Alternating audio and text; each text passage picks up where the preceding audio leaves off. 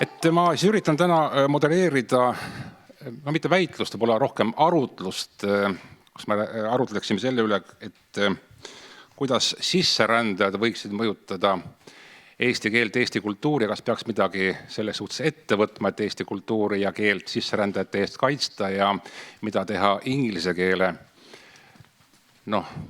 pealetükkivusega Eesti ülikoolides.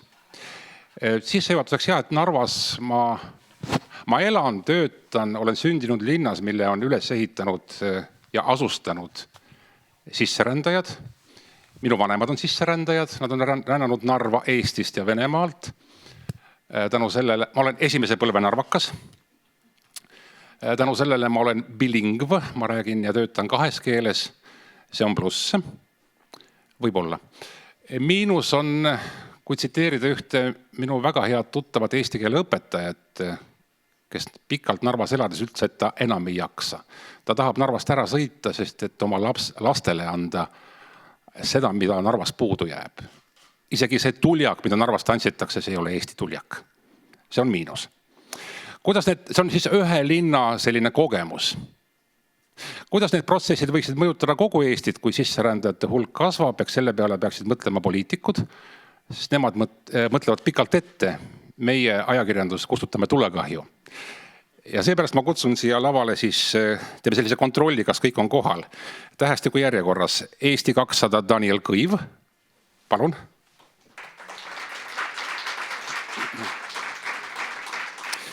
EKRE ja Urmas Espenberg.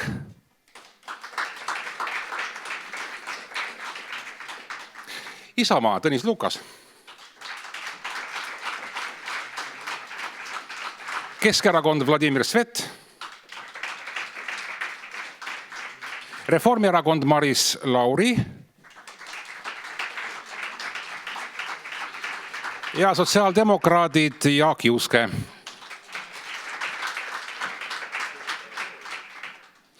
Siis meil on 2 teemat, millega peame tunni jooksul hakkama saama ja publikule varuge veidi küsimusi, sest umbes 10 minutit me jätame ka publiku küsimusteks. Aga see esimene teema, need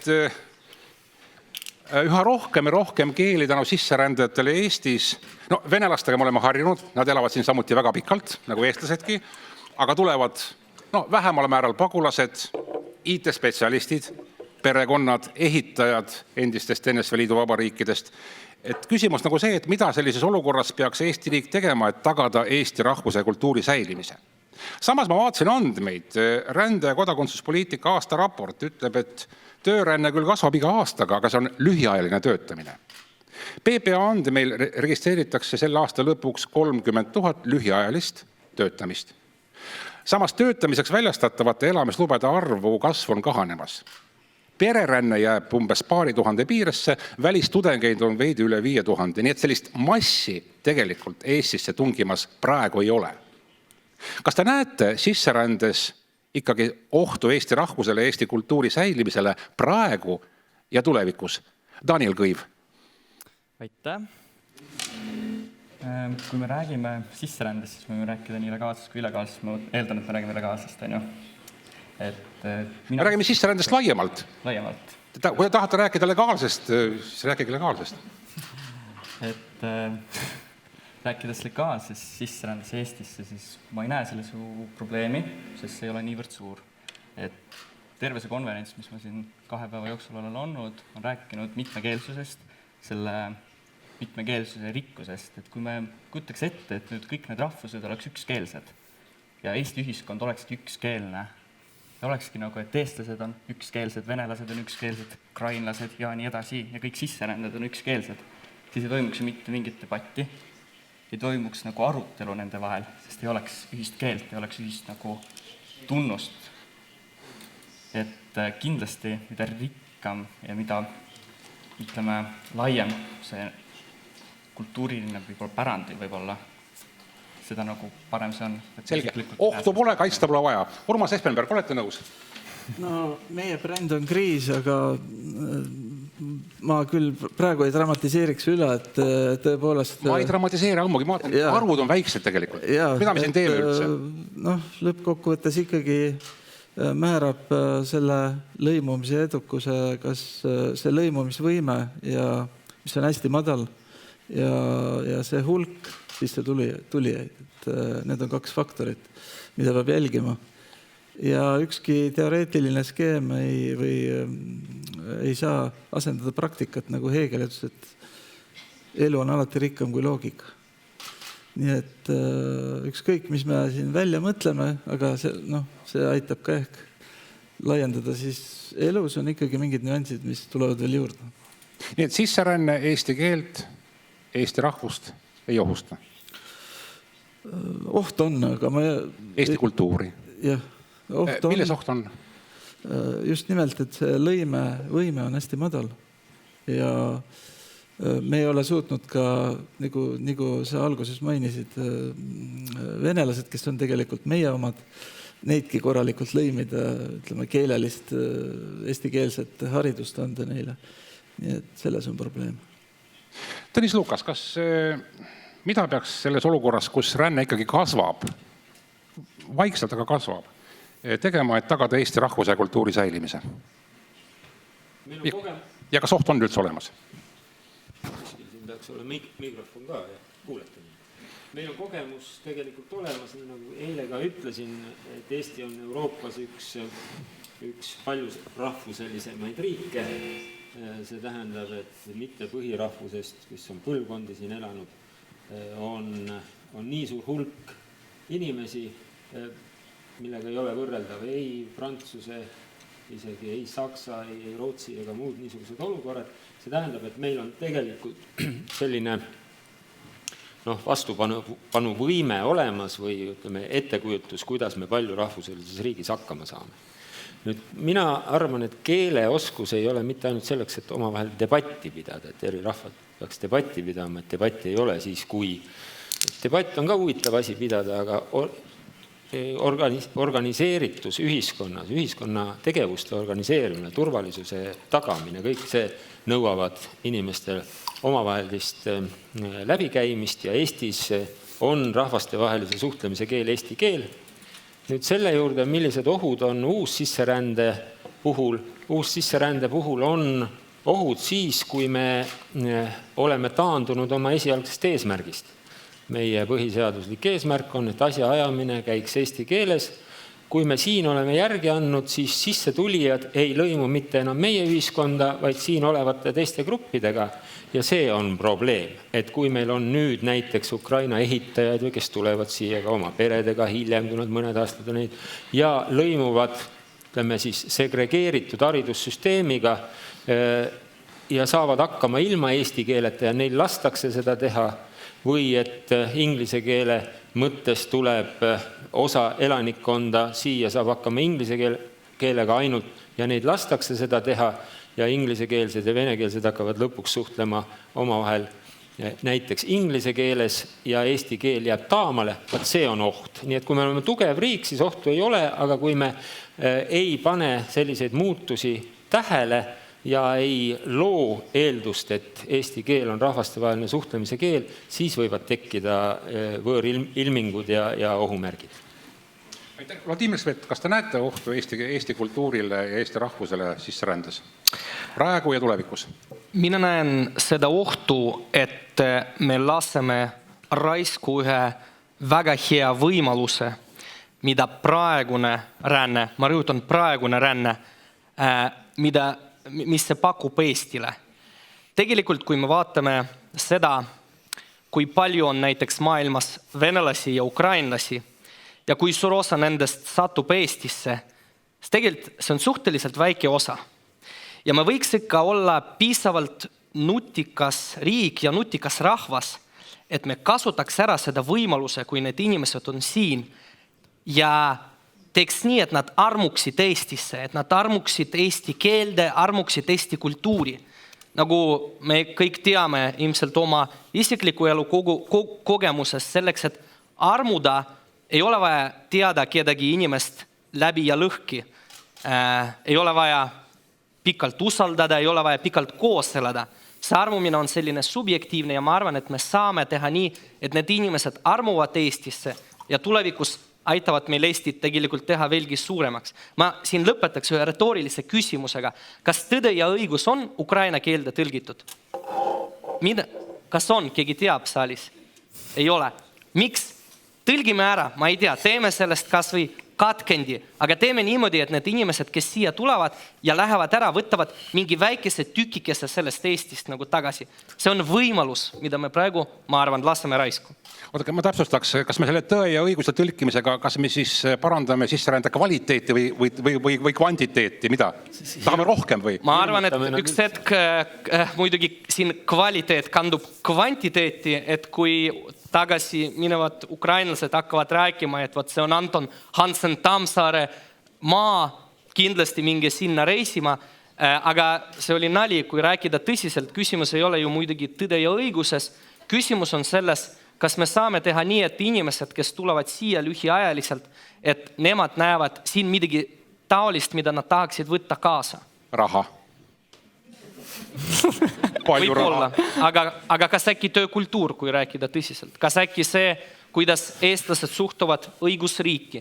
Sest nagu me küll reklaamime oma e-riiki üle maailma, aga tegelikult meie tõeline väärtus on eeskätt õigusriik.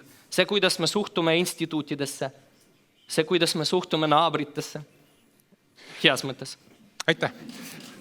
Maris Lauri, kas te näete ohtu sisserändes eesti kultuurile, eesti keelele praegu ja tulevikus? Praegu küll mitte, aga tulevikus võib asi minna paigast ära. Esiteks kindlasti on olemas maailmas need protsessid, mis võivad ühel hetkel panna päris suured inimhulgad liikuma, räägime siin kliimast, sõdadest, aga selleks, et olla valmis, siis oleks meil oluline tegeleda ka nende asjadega, kus me praegu omadega võib-olla päris hästi toime ei tule. Siin eespool juba mainitud see küsimus, kui meile tulevad lühiajaliselt inimesed siia või ka natuke pikemalt, et lapsed läheksid eestikeelsesse kooli, eks. Kui tullakse siia õppima ka kõrgkooli, ütleme niimoodi mõneks aastaks, et oleks loomulik see, et õpitakse kõige muu kõrval ka eesti keelt, et pole kindel, kui palju seda selgeks saadakse, aga põhiaimduse võiks ju kätte saada. Ja minu arvates on siin üks häda selles, et meie ise eestlased kipume olema väga paindlikud. Ühesõnaga, et meile endal jääb puudu enesekindlusest. Ma arvan, et kui Tõnis Lukas ütles, et riik peab kehtestama, aga ma arvan seda, et inimesed ise peaksid sisemiselt kehtestama ja tundma uhkust oma keele üle. Me käime tihtipeale räägime, oi kui keeruline keel. Kuulge, kui meie hakkame õppima mõnda teist keelt, siis meile on ka need keeled väga keerulised ja rasked, eks, et miks me tekitame kõigepealt mulje, et asi on keeruline ja raske ja siis imestame, et miks seda keerulist ja rasket keegi ei taha omandada, miks kõik hirmutavad ja miks me siis selle tõttu justkui anname järgi, et võtame nagu sõbralikult. Soomlased saavad hakkama, keele grammatika väga suurt erinevust ei ole, eks. Mingid on, aga ütleme niimoodi, et meil oleks võib-olla sisemist enesekindlust endal rohkem vaja. Et need inimesed, kes meile siia tulevad ka lühiajaliselt, oleksid rohkem valmis meiega suhtlema, et me neid kohe eemale ei peleta, ütleme niimoodi, et niisugust positiivsemat suhtumist võib olla ja enesekindlust oleks meil vaja. Aga kus see ohukoht võiks olla, kui ta üldse on? Ohukoht on see, et kui me just seda räägimegi, et on keeruline ja raske, me hirmutame natuke ära, ütleme niimoodi, et õppijal on alati ju see lugu, et kui sa annad talle positiivse signaali, siis ta on ka ise rohkem positiivne, aga negatiivse signaali, siis ta hirmutab ta ära ja ta ongi kohe raskemas olukorras. Ja teine, me võiksime tõesti anda selle motivatsiooni, et kui tullakse Eestisse, et mindaks eestikeelsesse kooli, et oldaks valmis õppima eesti keelt. Ükskõik, kas tullakse tööle, kooli, väiksed tunnid, kui on teada, et tullakse natukenegi pikemaks ajaks. Aidata sellele kaasa. Selge, aitäh. Jaak Juske, te olete kõiki nüüd kuulnud. On teil nüüd kujunenud mingisugune arusaam, kas sisseränne on oht eesti kultuurile ja keelele? Pärast kõike seda muidugi on kujunenud. Et tere kõigepealt. Et tõepoolest ajaloolasena, nagu ka Tõnis, me teame, et Eesti on tegelikult olnud läbi ajaloo paljurahvuseline ja mitmekeelne ühiskond. Ja samas eesti keel on läbi ajaloo suhestunud teiste keeltega. Et kui ta oleks selline suletud muuseumikeel, oleks ta ammu juba välja surnud. Ja samas me tegelikult võiksime nagu rohkem tunda rõõmu sellest, mis olukorras eesti keel on. Et kui vaatame ajas tagasi, on olnud ju neid hetki, kus eesti keele ellujäämine on tõesti võib-olla rippunud juuksekarva otsas. Et täna me ikkagi elame vabas Eesti riigis ja eesti keele positsioon ajaloos, ma julgen öelda, pole olnud kunagi niivõrd kindel, kui ta on seda täna, eks ole, riigikeelena, Euroopa Liidu ühe ametliku keelena, digikeelena, et me võiksime rohkem seda väärtustada ja loomulikult väike keel, nagu eesti keel ikkagi on maailma kontekstis, on jällegi alati haavatav. Inimesed on ajaloos alati liiguvad ka tulevikus. Ma tõesti arvan, et hetkel see sisserändajate probleem ei ole see, mis eesti keelt ohustaks, aga otse loomulikult on oluline see, et need inimesed, kes siia tulevad mingil põhjusel, et kuidas me neisse suhtume, kas me näeme nendes inimestes, kes on võib-olla teise nahavärvi, teise keelega kahtlast seltskonda Tammsaare pargis, või me tõesti tahame, et nad sellesse ühiskonda lõimuksid, et nad saaksid tõesti õppida, eks ole, tasuta eesti keelt, saaksid oma lapsed panna, eks ole, lasteaeda, kus saab eesti keelt juba õppida. Et tõesti, kuidas me riigi ja rahvana, ühiskonnana nendesse suhtume, et sellest sõltub ka see, kui kiiresti nad selle keele omandavad ja milliseks meie keele siis tulevik laiemalt kujuneb. Selge, nii et ühesõnaga, nagu ma aru saan, ikkagi ohtu pole, isegi pigem väljakutse, nagu Vladimir Svet ütles, et tõe ja õiguse tõlgime ukraina keelde, siis küll nad siis tulevad need paremad ukrainlased meile. Aga ikkagi see küsimus, kas me peaksime kuidagi riigina reageerima? Mida peaks riik tegema, et Eesti rahvuse kultuur säiliks? Seaduse tehakse ette, mitte takkajärgi. Jaa, Tõnis Luks. Siin on Tammsaaret juba nii palju ära nimetatud, et võtame selle Tammsaare ette. Ma väidan, et kui Tammsaaret loevad praeguse inimese silme läbi, praegu meie oma noored, siis on oht, et nemad kolivad Eestist ära. Sest nii palju tööd, nii palju vaeva ja selles mõttes on hea, kui ukrainlased seda loeksid, võib-olla meil ei olekski immigratsiooni probleemi. Aga juttu pole siin ainult ukrainlastest ja üks rahvas ei ole halvem teisest ja selles mõttes ei tahaks suunata teravikku ühele või teisele rahvale konkreetselt. Aga kui kõneleda sellest, kas riik peaks või kodanikud peaks, siis mõnes mõttes on meil ajalooline oskus saada hakkama ja nüüd riigirahvana me natukene kasutame seda kurjalt, sest on rahva kokkulepe see, mis põhiseaduses kirjas on. Ma ei ütle, et riik peaks seda tegema. Rahvas on kokku leppinud, et on selline riik, rahvas peab selle ellu viima, et eesti keel on riigikeel. Meil on seaduses kokku lepitud, et näiteks avalik-õiguslikes riigiasutuses igal pool peab saama aetakse asju eesti keeles. Meil on praegu avalik-õiguslikud ülikoolid, kus instituutide kaupa, struktuuriüksuste kaupa, kolledžite kaupa on tegelikult mindud inglisekeelsele asjaajamisele, koosolekute mõttes, aktused lähevad järjest rohkem. Kui me seda tähele ei pane ja ise oleme valmis, ka siis, kui teisest rahvast üks inimene on meie hulgas, me oleme 8-10 kogu oma asjaajamise viima teiskeele peale viisakusest, siis sellisel juhul me lõikame ära oma keele arenguvõime, kõik harjuvad sellega ja ühel hetkel meil ongi teiskeelne ühiskond. Sellepärast ma ütlen, et me peame tähelepanelikud olema ja oma senistest kokkulepetest kinni pidama, et Eesti jääks Eestiks. Jaa, palun.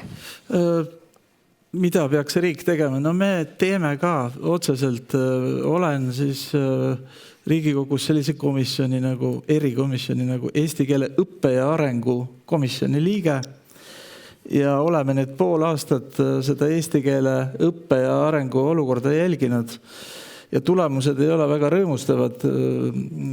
Igas valdkonnas on väga suuri puudujääke, aga selleks me selle komisjoni tegime ja ja eesmärk on ikkagi anda see selline ka lisaks nendele teoreetilistele tähelepanekutele ka mingisugune praktiline väike tegevuskava sinna juurde, nii et see on kavas üle anda meie komisjoni poolt. Aga olukord ei ole hea. No Tõnis Lukas rääkis praegu isegi mitte sisserändest, vaid inglise keele pealetungist. Vladimir Svet. Võt, kui nagu nüüd kuulata kahte viimast eestkõnelejat, võiks just kui tekkida tunne, et see teadlane, kes ülikoolis asja inglise keeles ajab, et äkki ta on siis nüüd reetnud meie põhiseaduslikud ideaalid. Ja ma arvan, et vastus küsimusele on ei, ta ei ole reetnud. Põhiseaduse üks väärtusi ja põhieesmärke on säilitada ja arendada Eesti rahvast ja Eesti kultuuri. Ja minu hinnangul, kui selleks on vaja, et meil kuskil teadlased saaksid omavahel kõneleda inglise keeles, selleks, et teha Eesti teadust suuremaks, selleks, et lõppkokkuvõttes teha Eesti majandust suuremaks, siis see on seda väärt. Me peame lähtuma eesmärgist. Eesmärk omaette eesmärk ei ole see, et me kõikjal omavahel räägime ainult eesti keeles. Eesmärk on see, et eesti keel ja kultuur püsiksid ja arenesid. Ja kui üks hetk on vaja selleks, et Eesti, geeniteadus, et Eesti IT-teadus oleks maailma parimate seas, kui selleks on vaja, et meil kuskil ülikoolides teaduskonnad palkavad inglisekeelseid inimesi, kes ei oska võib-olla eesti keelt ja nendega suheldakse inglise keeles ja antakse aineid inglise keeles. Ma arvan, et seda me peame tegema, lähtudes sellest põhieesmärgist. Tõnis Lukas? Siin on muidugi kerge minna ja on ka mindud naeruvääristamise teed ka sellel sügaval nõukogude ehk Vene ajal meie jaoks kultuurilises mõttes. Õppisin mina ülikoolis ja oli elementaarne. Minul ei olnud oma teadustöö jaoks, kursusetöödega, diplomitöö jaoks ühtegi eestikeelset allikat. Saksakeelsed, ladinakeelsed allikad on täiesti normaalne, et kõrghariduse osa on teistes keeltes õppimine ja selles ei ole mitte mingisugust probleemi.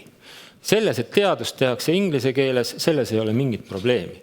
Probleem tekib siis, kui me allutame oma elukeskkonna, suhtlemiskeskkonna sellele keelele, siis me mingil hetkel võõrdume ka tõlkimisest, populariseerimisest, nendest nii-öelda oma kultuuriruumi avardavatest tegevustest selles sfääris.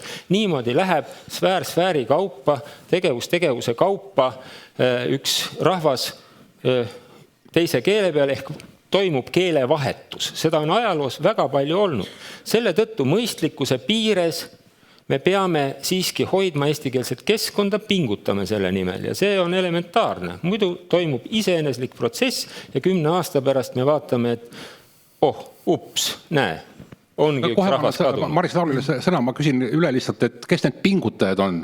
Kas Keeleamet või meie ise peame pingutama? Minut küsite Maris Laulile? Teilt küsin praegu veel.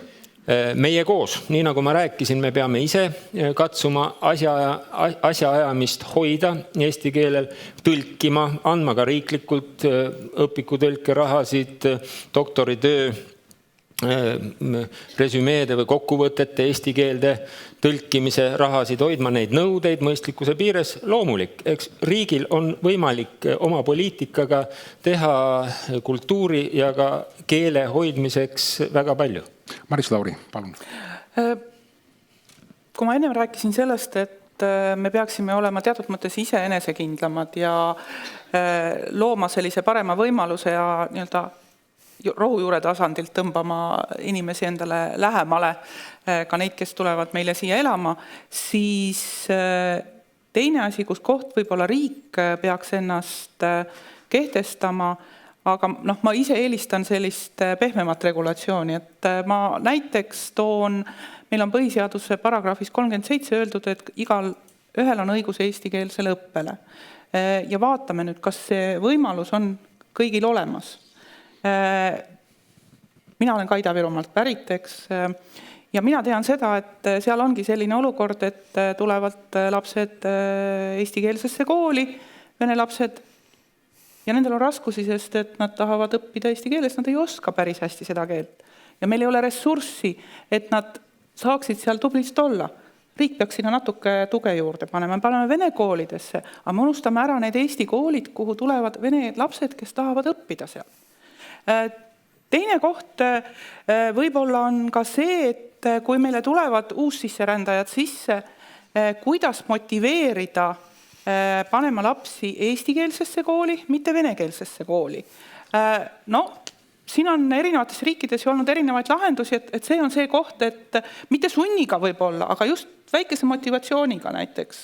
Ei saa venekeelsest peredest pärit lapsed hakkama Eesti koolis. Ei saa. Ei saa jah, ja selleks... Sest see õppekava on mõeldud eesti emakeelega inimestele. Vot see ongi küsimus selles, et ütleme nii, et nad siiski õpivad. Ja küsimus on selles, et need, kes tahavad õppida, me ei tohi nendele takistusi teha. Me peame nendele tuge andma. Kui nad tahavad õppida, siis me ei tohi neid takistada selles. Sellega võib ju nõus olla. On ju nii? Sain ma õieti aru, et tahate muuta põhiseadust? Ei. Põhiseaduses on olemas, et kõigil on õigus, aga paneme selle põhiseaduse tööle. Ta ei tööta praegu igas aspektis. Narva Eesti Gümnaasium kogemus, direktor rääkis, tuleb sisse vanem, ühes käes laps, teises käes põhiseadus. Laps ei oska sõnagi eesti keelt. Põhiseadus. Jah, ma tean. Minu enda koolis, Järve koolis on täpselt sama lugu. Kuidas siis tagada see, et nad saaksid õppida? Põhiseaduse järgi tegelikult ei tohi öelda seda, et mine uksest välja, et sa ei saa õppida siin. Me peame järelikult tegema spetsiaalselt täiendavad õpped, et nad saaksid õppida seda eesti keeles. See ongi täiendav eesti keele õppe. Jaak Juske. Jah, et otse loomulikult ei ole maailmas ühtegi teist riiki, mille ülesanne oleks hoida eesti keelt ja kultuuri läbi aegad, et see ongi Eesti riigi ülesanne. Ja samas, kui me oleme siin ka korduvalt öelnud, et ikkagi mitmekeelsus on rikkus, siis tegelikult võiks olla ju üks eesmärk see, et Eesti alased elanikud oskavad siis heal tasemel kolme kohalikku peamist keelt, eesti, vene, inglise keelt. Ja mis puudutab siis teiskeelsetele eesti keele ja riigikeele õpet, mis on meie riigikeele jääb selleks, siis veel kord oluline on seda alustada võimalikult varakult juba alates lasteaiast. Ja tõesti need siis suuremad noored, kes ei ole eesti keelt omandanud, siis üks lahendus ja märksõna on koos õppiv siis kool, kus tõesti eesti ja siis venekeelsed noored saavad haridust ühes koolimajas ja niimoodi tegelikult ka seda siis eesti keelt omandatakse palju paremini. Et siin ma arvan üks väga hea ja vajalik ja põnev eksperiment on ikkagi Kohtla-Järve riigigümnaasium, kus minu hea endine koolijuht Hendrik Agur, kellega ma tõesti olnud aastad rõõm ja au koos töötada, on tegelikult võtnud endale väga raske ülesande, väga olulise missiooni.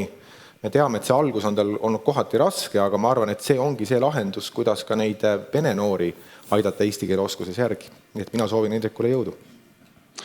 Daniel Kõib. Jah, aitäh. Nagu ka just eelnevalt kõlas see lahendus, mida on räägitud ka enne. Just see kakskeelne kool, see ühtne kool, et seda ideed toetavad nii paljud uuringud ja üks nendest on näiteks Rita ränneprojekt, et miks me nagu ei tegele sellega, on küsimus. Mina hetkel ei saa istuda Riigikogu saalis, olen liiga noor. Ükskord tuleb aeg. Ükskord, aitäh. Istuda. Midagi siiski tehakse. Ei, ma ei öelnud, et mitte midagi ei tehta, aga miks me lõpuks ometi ei saa selle kakskeelse kooli tehtud? Uuringud, see toetub uuringutele, ikkagi inimesed suhtuvad suhteliselt positiivselt sellesse. Suhteliselt positiivselt. Mõtles mulle hiljuti üks väga hästi keeleliselt ja kultuuriliselt juba isegi lõimunud Narva elanik, et eestlased jätke see keelepressing, ajad on muutumas, maailm on mitmekeelne. Me võime rääkida ja õppida mis tahes keeles, otsime ühisosa väärtustes või tegevustes. Ja, Vladimir. Ma arvan, tegelikult sa ütlesid väga õiget sõna või väga õiget terminit, mida tegelikult peaks esma nagu tegevusena kogu sellest protsessist välja jätma. See on pressing. Kui meie eesmärk on see ja nagu me võime rääkida muidugi, et uus sisserändajad, ukrainlased, kuidas nendel inglastel, Austraalia nagu elanikel siin läheb Eestis. Tegelikult me peame endale tunnistama, et põhiline küsimus on see, kuidas teha nii, et kohalikud venelased hakkaks eesti keelt rääkima. Ja kui me tahame, et nad seda hakkaks rääkima, me peame tegema nii, et ka nemad hakkavad seda tahtma. Vabandust, meie hakkame seda tahtma. Kõige lihtsam on... Ja kõige lihtsam on alustada sellest, et me võtame seda pressingu ära, me võtame seda sõna peab sealt ära ja teeme nii, et inimesed ise seda tahavad. Mul oli au õppida keelekümblusklassis ja ma mäletan, kuidas minu vanemad rääkisid sellest, kuidas meie vene keelt kõnelevad õpetajad rääkisid kogu sellest õppest. Ja siiamaani on see jutt, ja kas viiakse üle eesti keelele, ei viida üle eesti keelele, mida pakub üks erakond, mida pakub teine erakond. Me peame tegelikult muutma kogu seda paradigmat ja tegema nii, et inimestes tekib sisemine motivatsioon. Nii, pressingut, see on mina, ütles üks minu tuttav Narva. Kuulge, me võime arutada ja arutamegi juba seda eesti keele, vene keele, eesti kooli, vene kooli asjasi viimased 15-20 aastat. Samal ajal meil muutuvad ülikoolid inglisekeelseteks. Kas me seda kohta maha ei maga? Ma vaatasin neid andmeid, et ingliskeelsete õppekavade arv kasvab pidevalt. Isegi nende eesti tudengite hulk, kes õpivad ingliskeelsete õppekavade alusel, ka kasvab. Mida sellega peale hakata? Kas te siin ohtu näete, Tõnis Lukas? Danielile kõigepealt ma tahtsin öelda seda, et ära mine kohe Riigikokku, istud oma elu maha, et tee enne ka midagi. Siis on seal, mida juba rahvale edasi anda. Aga kui rääkida väärtustest, siis Eesti rahvale üks arusaadav väärtus on olnud ja me ootame seda ka teistelt. Austus teiste kultuuride ja rahvaste vastu. Kui eestlane on läinud kõik Lätti, Rootsi, igale pool, tal on loomulik, et ta omandab sealse keele ja pigem lõimub kiiremini sinna ja paljud hoiavad eesti keelt, aga paljud kaovad ära sinna kas Soome või mõnda ühiskonda. Väärtus, et ma viin ennast kurssi, hoian, oskan selle piirkonna keelt, kus ma elan, seda väärtust me palume ka teistele hoida. See on ka väärtusküsimus. Mitte ainult see, et räägime siis demokraatiast ja muust õitsengust ja et see on ainult väärtuste tasand. Väärtuste tasand on ka teiste kultuuride austamine. Ma saan aru, et meie lemmikteema on vene koolid, eesti koolid. Räägime ülikoolidest. Tõnis Lukas. Ma võin ülikoolidest rääkida. Milline peaks olema Eesti kõrghariduse strateegia, et tasakaalustada võõrkeelte ülekaalu Eesti ülikoolides?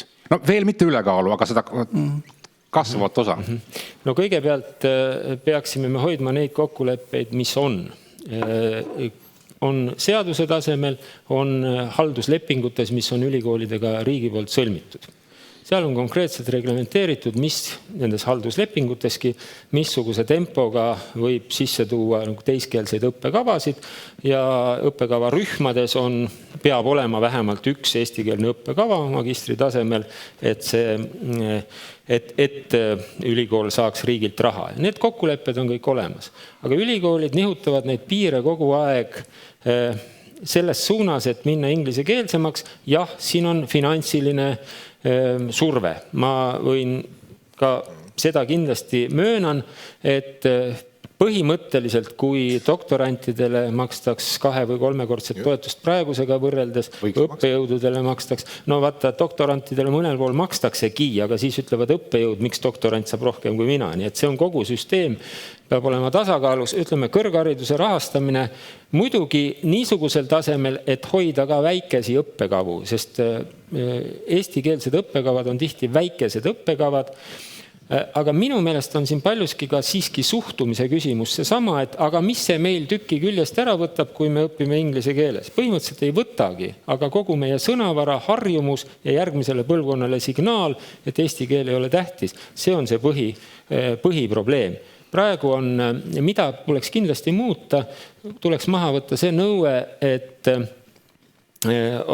on vaja magistriõppe õppegrupi õppekava avamiseks on vaja 10 üliõpilast, sest eriti kultuuri erialad mõnikord ei saa magistriõppes 10 kokku, eriti kui meil on killustatud Tallinna Ülikooli, Tartu Ülikooli vahel, see on uus olukord muide 15 aastat praegu olnud, siis lähevad järjest need erialad kinni ja see on väga suur probleem. ütleme siis rahastamine on üks asi, aga praegu nõuetest kinnipidamine. Ja kindlasti, kui kokkulepe on see, et eestikeelsed õppekavad makstakse riigieelarvest ja inglisekeelsed õppurid maksavad ise, siis siin on hakanud ülikoolid muutma taktikat ja tegelikult makstakse riigieelarve rahadest kinni ka inglisekeelsed õppekavad ja tuleb näha selle süsteemi sisse. Kindlasti ei saa lubada seda, mida mõnel pool tehakse, et sisuliselt on kogu õppekava inglisekeelne, kuigi nominaalselt nimetatakse seda eestikeelseks. Nii et siin on palju probleeme, üliõpilaste arv, raha, aga ka suhtumine ja seda suhtumist tuleks muuta, sest eestikeelse kõrghariduse hoidmine on väärtus. Maris Lauri. Alati on küsimus selles, et miks see asi tekkis ja üks põhjus oli tõesti see, et mindi üle nii-öelda eestikeelsele kõrgharidusele, tasuta kõrgharidusele, mis tõigi kaasa selle, et ja siis rahastamine hakkas ju järjest vähenema, et raha saada, siis tuleks teha võõrkeelseid kursusi või erialasid avalda. Et vast peaks sellesse süsteemi korraks sisse vaatama ja arutama, kuidas seda lahendada, et kui on olemas motivatsioon või ei ole motivatsiooni või seda pärsitakse, siis kahtlematult me võime lõpmatuseni sõdida, aga kui see sama tingimus jääb täpselt samal kujul kehtima, siis uskuge, ülikoolid leiavad selle lahenduse ja me ei jõua, öelda see inglise keel hakkab rohkem domineerima. Teine aspekt on see, et võib-olla peaksime mõtlema sellele, et kas võiks olla mingi õppekava tegelikult nii-öelda kakskeelne või segakeelne, et ongi niimoodi, et on ained, mis on eestikeelsed ja kui tuleb välisõppejõud, siis tema teeb seda inglise keeles või saksa keeles, eks, ja ülejäänud on kõik eesti keeles, aga meil juhtub tihtipeale nii, et üks aine või kaks ainet on võõrkeeles ja siis me teeme terve programmi ingliskeelseks. See on nagu jabur, eks, et me ise tõmbame ennast tagasi, et tekitame sellist akadeemilist paindlikkust, mis iseenesest on loogiline, see reaalselt hakkab ette valmistama noori ka selleks, et kui nad lähevad teadusmaailma, et nad on võimelised võõrkeeles ja ka eesti keeles teadusmaailmas toimetama. Maris Lauri, ma ei saanud aru, kas teile meeldib või ei meeldi, et ingliskeelsete õppekavade arv kasvab? Või... Ei, mulle ei meeldi, et ta kasvab, aga küsimus on selles, et seda protsessi hoida normaalsena.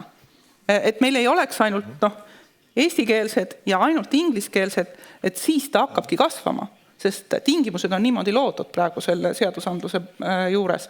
Kui me tahame, et oleks süsteem nagu paindlikum, et see eesti keel ei taanduks nii palju kõrgharidusest ja teaduskeelest, siis me peame andma selle paindlikkuse juurde. Vladimir Svet. Ma arvan, et üldse rääkides nagu keelest ja kultuurist ja kui meie nii väikese rahvana räägime sellest kultuuri ja keele säilitamise kontekstis, on väga kerge minna selliseks alarmeerivaks ja kohe hakata mõtlema, et vot meil on keegi, kes ei väärtusta, meil on keegi, kes ei pea seda vajalikuks. Ma julgen väita, et kui me küsime enamuse kohalikes ülikoolides õppivate töötavate inimeste arvamust, kas eestikeelne kõrgharidus peab säilima, absoluutne enamus ütleb jah, muidugi, ja see on vajalik ja sellega tegeletakse. Pigem me peame küsima, miks siis ülikoolid on sunnitud mängima selle keele küsimusega, et oma seda rahastusmudelit nagu parandada. Ja siin ma olen nõus tegelikult Maris Lauriga, et küsimus on kõrghariduse rahastamises, mitte sellest suhtumisest eesti keelde. Kuidas teha nii, et ülikoolid ei peaks selliseid asju tegema. Mul on üks idee, tegelikult idee, see ei ole ka minu, see on minu endine õppejõud Anna Markina Tartu Ülikoolist. Ja tema ükskord käis välja sellise mõtte, ilmselt on mõned teised ka sel temale rääkinud, et tegelikult mis meil juhtus, kui me tegime tasuta eestikeelset kõrgharidust. Me sellega tegime väga hea ja väga õige sammu elukestva õppimise poole, sest väga palju inimesi, kellel juba on olemas üks kõrgharidus, tihti lähevad ülikooli tagasi, pean tunnistama, minu elukaaslane on üks nendest ja ma olen selle üle väga, väga rõõmus. Küsimus on selles, et need samad üliõpilased kõige paremas mõttes kasutavad ära seda raha, mis on ülikoolidele eraldatud eeskätt esimese hariduse andmiseks, esimeste bakalaureuse, magistrite andmiseks. Võib-olla me peaks mõtlema veidi rohkem selle peale, kuidas näiteks piirata tasuta kättesaadavate kõrgharidust. Salongid, tasuta asi 1 kord. Või 2 korda, või pikema aja vältel. Aga kui me anname ülikoolidele raha selleks, et teha tasuta eestikeelne kõrgharidus ja järsku avastame, et hakkame seda raha kasutama ka selleks, et promoda elukestvat õpet, see vist ei ole kõige tegelikult nagu jätkusuutlikum lähenemine küsimusele. Urmas Espenberg. Ja seoses selle kõrghariduse tasuta olemisega on veel tõsised probleemid tekkinud, näiteks jälgides, et palju siis eesti keele õpetajad need ülikoolid välja lasevad, siis numbrid on katastroofilised. Tallinna ülikoolis vist lõpetas sel aastal 3 ja ega Tartuski on rohkem, aga pole kiita, nii et seoses sellega, et inimesed saavad valida tasuta seal ärijuhtimist, mis neile meeldib ja vajalikke riiklikke tellimusi halduslepingutes nagu ei saagi võib-olla läbi viia. Nii et see on üks probleem, kuigi tuleks. Ja teine probleem on see, et millest kolleegid juba rääkisid väga palju ära, et just see eestlaste allaheitlikkus ja ebakindlus, et kas või olgu seal mingid 20 grupis 2 ingliskeelset inimest, siis minnakse juba ingliskeelele üle, nii et tegelikult see on lihtsalt on erialasid, kus ongi nagu töökeeleks ongi inglise keel. Me ei saa ju välja mõelda eraldi eesti keelt sellele erialale. No seda küll, aga ütleme, seal on ikkagi Tartu Ülikoolis on niimoodi, et kui on mõnikord grupp koos ja võiks rääkida eesti keeles, aga räägitakse inglise keeles. Jaak Juske. Et üks probleem tegelikult on juba see, et oled suhelnud hästi palju emakeeleõpetajatega, et meie eesti noorte eesti keele oskus gümnaasiumis, üldhariduskoolis on nagu väga kõvasti langenud. Et tegelikult, eks ole, kuna surve õppekaval on väga suur, üha rohkem, eks ole, erinevaid aineid, siis eesti keele kirjanduse tund on järjest koomale tõmmatud ja tulemus on käes, et meie oma eesti noorte emakeele oskus langeb, et tegelikult tuleb ka selle peale mõelda, kuidas üldhariduskoolis eesti keele võib-olla tundide arvu suurendada. Aga mulle jubedalt meeldib see ühtse väärtusruumi teema, millest siin ka siis oli nagu suunav küsimus. Et tegelikult see, mis aitab seda ühiskonda lõimida, need erinevaid keeli rahvused, on just see ühine väärtusruum, mille tõesti üks osa on kahtlemata, eks ole, demokraatlik riigikorraldus koos kõigi selle tunnustega. Ja üks oluline osa on just see, eks ole, et Eesti riik, kui ta 100 aastat tagasi loodi, eks ole, teatas, et ta tagab kohalikele rahvusvähemustele kultuurautonoomia. Ja kui me oma riigiga taastasime, siis see sama asi sai üle käidud, aga meie siis põhiseadusesse raiutud. Ja see on just ka üks selle vaatenurk on see, et need kohalikud rahvusvähemused kahtlemata peavad austama eesti keelt ja kultuuri, aga ka meie enamuse rahvana peame austama neid rahvusvähemusi ja nende kultuuri ja õigust oma keelt ja kultuuri siin Eesti territooriumil Eesti kodanikena hoida ja arendada. Kui tohib, seda me kahtlemata teeme ja ma arvan, et täiesti heal tasemel, et üldine suhtumine Eestis, et teised, kui nad siinseid reegleid ka austavad, võivad oma keelt ja kultuuri hoida, on siiski täiesti olemas. Probleem ei tule mitte niivõrd selles, et meie inimesed on valmis minema teisele keelele üle ja koosolekuid pidama. Ja et kuidagi meie suhtumine on niisugune imelik. Probleem tuleb sellest, et need samad inimesed, kes meile tihti tulevad, arvavad, et nad tulevad täiesti normaalsesse riiki, kus nõutaksegi kohalikku keelt ka ja on valmis seda õppima hakkama. Aga nende motivatsioon langeb kohe, kui me kramplikult läheme nende keelele üle ja nad näevad, et neil ei ole tuge, neil ei aita praktiseerimise võimalust ja nii edasi, et pigem minnakse siis üle hoopis nende keelele, siis nad löövad ka ise käega ja ei ponnista enam ja peavad seda varsti loomulikuks, et nende keeles peetakse hoopis seda koosolekut. Finantseerimisest on palju räägitud, aga see ei ole ainus põhjus keelevahetuseks, sest ükskord oli meil finantside raskus, me rääkisime, et me oleme vaene riik, meil on vaesed ülikoolid ja see on põhjus, miks me ei saa siia teisi õppejõude, ei saa siia inglisekeelsed õppejõude. Näete, et peame ainult oma keeles asju ajama, et keegi ei saa selliste palkade peale ei tule.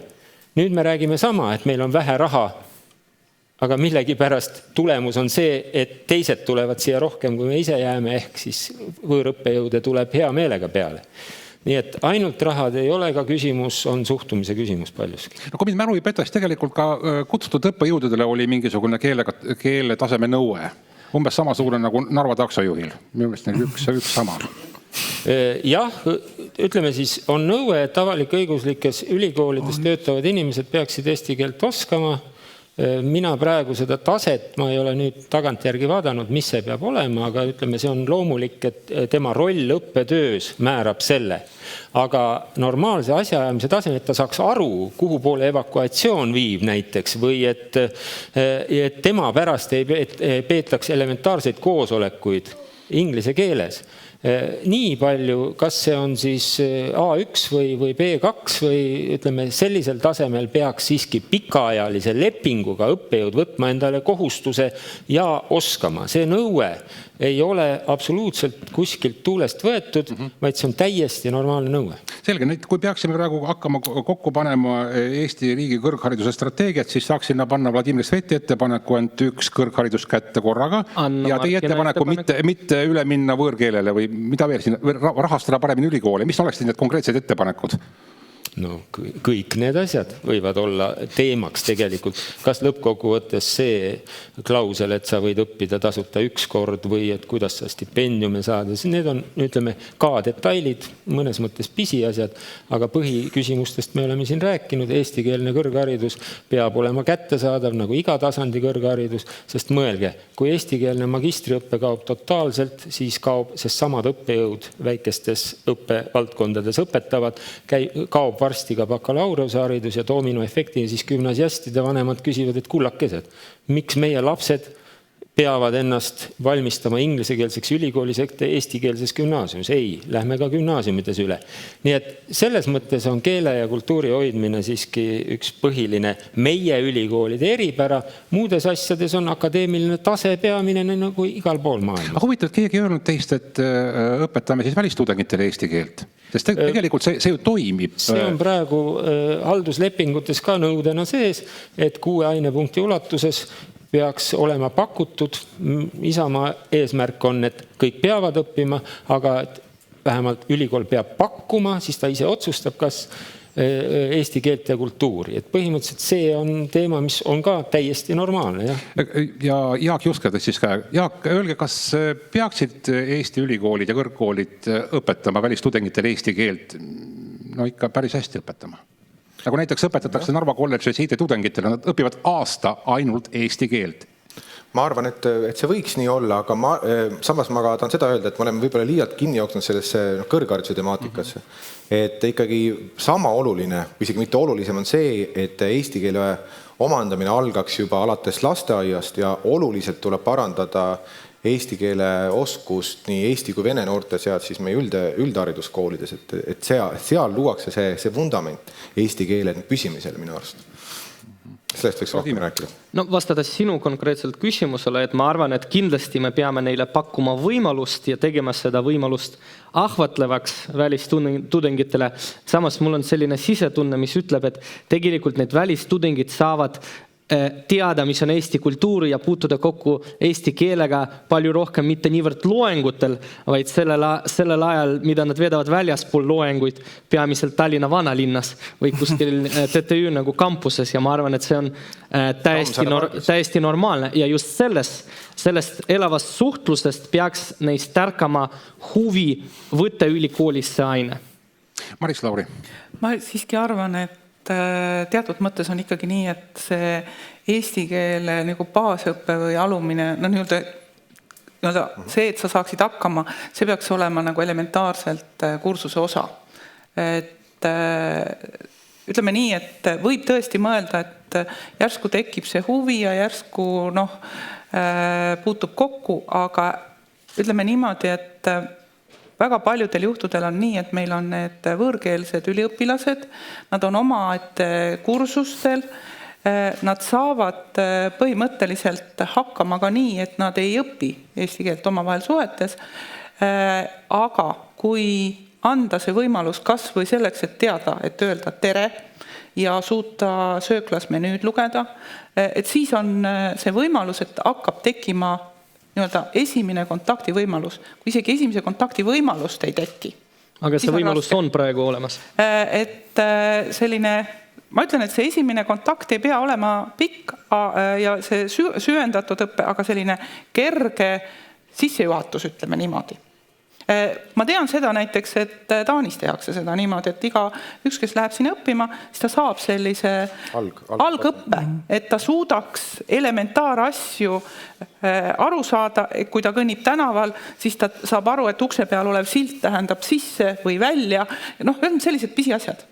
Aga on ka üks positiivne näide, et Narva kolledžis seal olen kuulnud, et noored, kes tulevad Venemaalt, võtavad aasta eesti keelt ja väga hästi omandavad selle, tagasiside korras.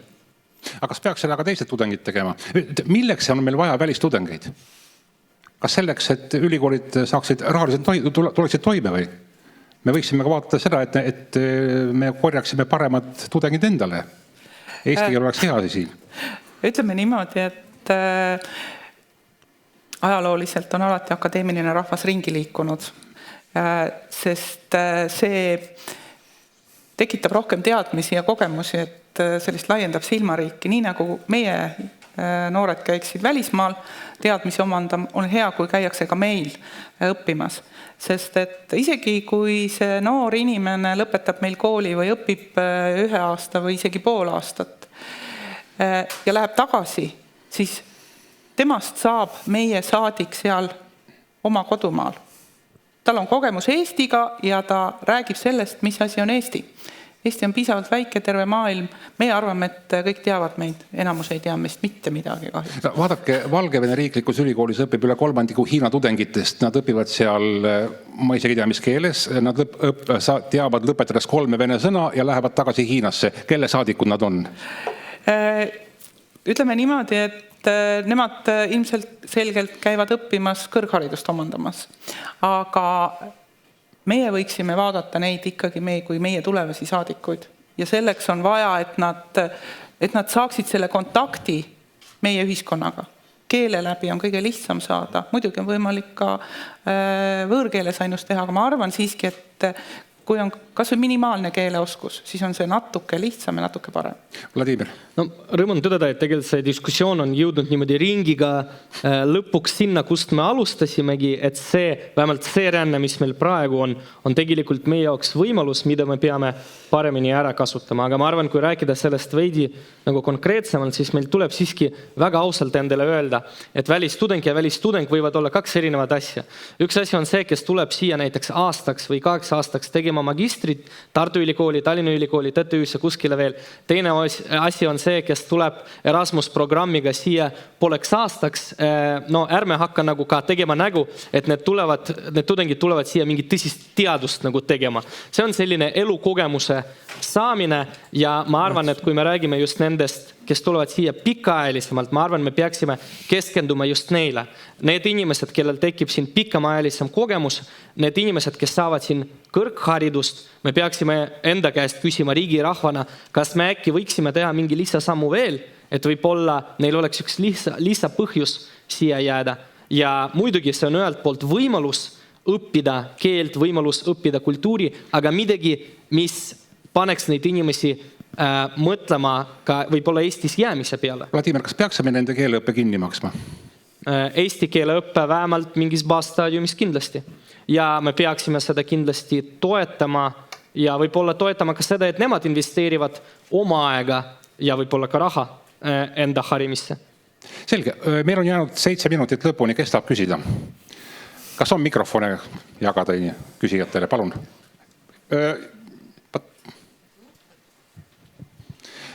Öelge oma nimi ja kellelt küsite. Triin, tervist. Mul on selline üldisem küsimus kõigile, võib-olla mõned kommentaarid kõigepealt siis alustas Jan Juske, et teil ajaloost on jäänud vale arusaam, et Eesti Vabariik, kui taastati, siis rikuti rahvusvahelist õigust, et Genfi konventsiooni järgi kõik okupeeritud riikides tuleb siis okupatsiooni ajal riiki toodud absoluutselt illegaalselt inimesed lahkuvad okupatsiooni järel, see on juhtunud Aafrikas, Aasias, igal pool. Et Balti riikides, ka Lätis jäid siis kolonistid kõik riiki, et siin rääkida sellest, et me taasiseseisvusime ja mingisugune kultuuriautonoomia, et pehmelt öeldes viitan siin asjatundmatusele ajaloos, et viige ennast Genfi konventsiooniga kurssi. Aga küsimus? Tõnis Luukasele, küsimuseni ma jõuan. Tõnis Luukas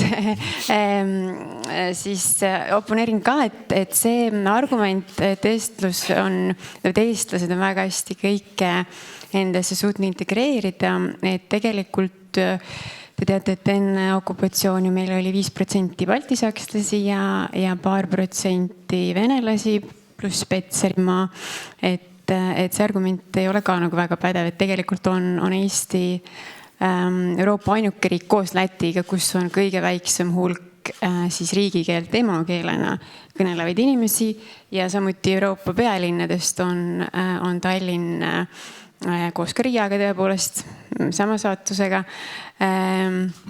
kus on siis kõige väiksem riigikeelt emakeelena kõnelevate inimeste osakaal. Mis puudutab seda venastuspoliitikat pooldavad noorhärrat, saan aru, väga noor veel härra, et ma küsin, et võib-olla te viite ennast kurssi, kuidas siis soome-ugri rahvad on Venemaal selle teie mudeli järgi integreerunud jutumärkides, et nagu te teate, nad on peaaegu välja surnud. Kuna see oli küsimus, vabas riigis, ma ei ole veel lõpetanud, te saite rääkida lõputult, kuna konverents on nii ühepoolne, et siin on nagu absoluutselt ei ole tasakaalustatud seisukohti, et siis ma siiski lõpetan selle, et noorhärra siis viitas selle, et me peaksime tegema siis koolid, kus on eesti-vene koolid. Et kui ma küsin, miks, kas see küsib nagu eesti laste seisukohast, et kas see oleks äkki, tulekski selle peale, et see on eesti laste diskrimineerimine, et miks peaks eesti laps soovima õppida vene keelt? Me oleme siin rahvusvahelise konverentsi käigus õppinud, Euroopas vene keelt ei räägita, et Euroopa lapsed õpivad kõik Saksamaal, Austrias, Norras, Rootsis, Itaalias, Prantsusmaal, vene keelt ei õpetata ei keskkoolis ega põhikoolis. Aitäh, Vladimir, et miks peaks Eesti laps õppima vene keelt? Ma arvan, et mulle vist oli adresseeritud üks teine kriitika, et vaataks, mida teeb Venemaa. Ma ütlen teile ausalt, mul on laias laastusses ükskõik, mis teeb Venemaa riigina, sest mina ei ole Venemaal sündinud, ma ei ela Venemaal. Ma olen Eesti kodanik, ma olen siin sündinud ja mul on huvi, et Eesti võtaks eeskuju maailma kõige parimatest praktikatest. Nii et õpime parem iseenda vigadel ja õpime teiste headel näidetel, mitte nendel jõhkrustel, mis toimub kuskil mujal üle maailma. Ja miks peaks siis Eesti lapsed õppima vene keelet? Ma arvan, nad ei peaks. Ma ütlen, et minule vene keelt kõneleva inimesena väga hästi sobib, kui Eesti noored ei õpi vene keelt ja ei saa minuga nii hästi tööturul konkureerida.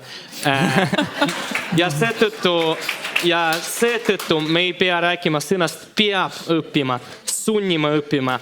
Me peame rääkima sellest, et inimesed võiksid tahta õppida ja kuidas me saaksime seda soodustada. Ja ma lisaks ka siia, et eestlaste diskrimineerimine, see oli küll huvitav, et selles mõttes, kui me räägime kakskeelsest koolist, see ei tähenda seda, et nüüd eestlased hakkavad järsku vene keeles aineid õppima. Tulge Narva. No me räägime kakskeelsest koolist sellest mudelist, et kui me räägime sellest koolist, siis see ei tähenda seda esiteks. Teiseks, meil on ka praegu võimalus valida keeli, mitte kõikides koolides, aga see võiks olla nagu valik, nagu ütles ka Vladimir selles mõttes. Et ma ei näe sellest probleemi. No kakskeelne kool on kakskeelne siis, kui mõlemat keelt võrdväärselt vähemalt vähemalt kasutatakse, sest kasutamine on keele püsimise alus.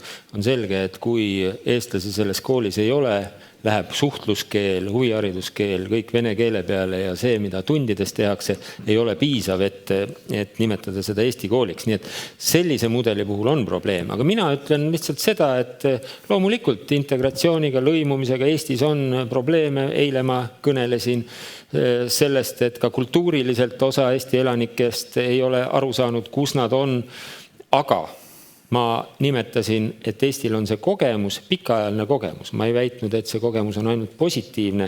Lõpetuseks, kui me räägime rahvusvahelistumisest, siis mina ei ole selle vastu üldsegi mitte.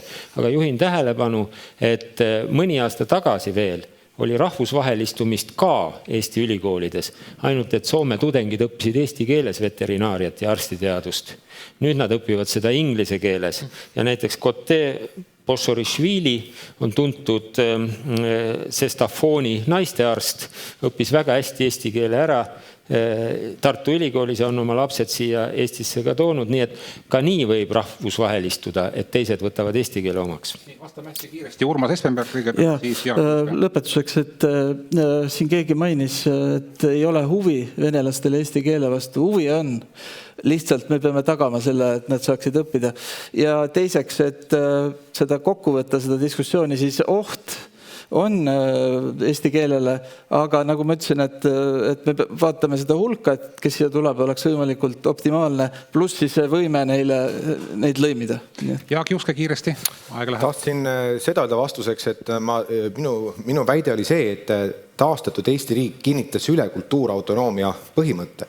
Ja need inimesed, kes on okupatsiooni aastatel siia elama asunud, on täna Eesti inimesed, on meie inimesed ja ausalt öeldes ma ei kujuta teistmoodi ette. Ja aeg on läbi, aga Daniel Kõi, võite öelda paar sõna kiiresti, väga kiiresti. Tuli käsi püsti pikalt.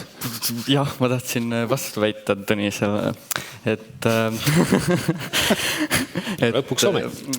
Jaa, kujutate ette, et kakskeelne kool, nii palju uuringuid, suuremas uuringuid, mis Eestis on läbi viidud. Selge. Aitäh, debatt jätkub kuluaarides. Suur tänu kuulamast, suur tänu esinemast, meie poliitikud.